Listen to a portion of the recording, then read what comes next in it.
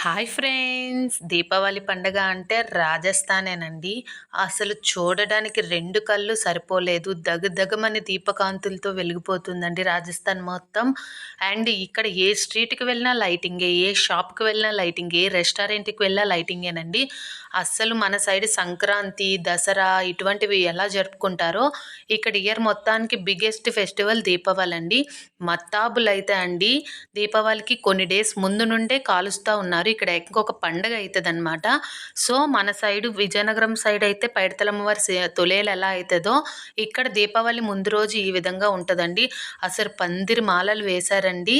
చెప్తున్నాను కదండీ! మీరు ఎప్పుడైనా సరే దీపావళి చూడాలి అనేసి అనుకుంటే జరుపుకోవాలి కాదండి. చూడాలి అనుకుంటే రాజస్థాన్ అయితే వచ్చేసేయాలి ఫ్రెండ్స్. అసలు ఎటు చూసినా సరే దీపకాంతులతోనే వెలిగిపోతూ ఉందండి. అండ్ నేనైతే చాలా ఎంజాయ్ చేశాను ఈ ఇయర్ దీపావళి మాత్రం. అండ్ ఓన్లీ స్ట్రీట్స్‌కే కాదండి, బ్రిడ్జ్‌కి లైన్ మొత్తం, వే మొత్తం కూడా లైటింగ్ అయితే నిండిపోయిందండి.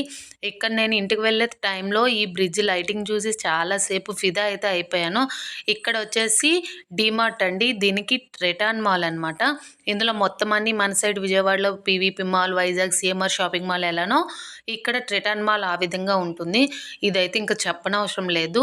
ఇలా ఈ డెకరేషన్ అయితే చేశారండి. ఫైనల్‌గా ఈ దీపకాంతులన్నీ చూసుకునేసరికి నాకైతే చాలా ఎంజాయ్ అనిపించింది. ఫైనల్‌గా ఇంటికైతే వెళ్ళిపోతున్నాం. Once again happy Diwali friends అందరికీ కూడా.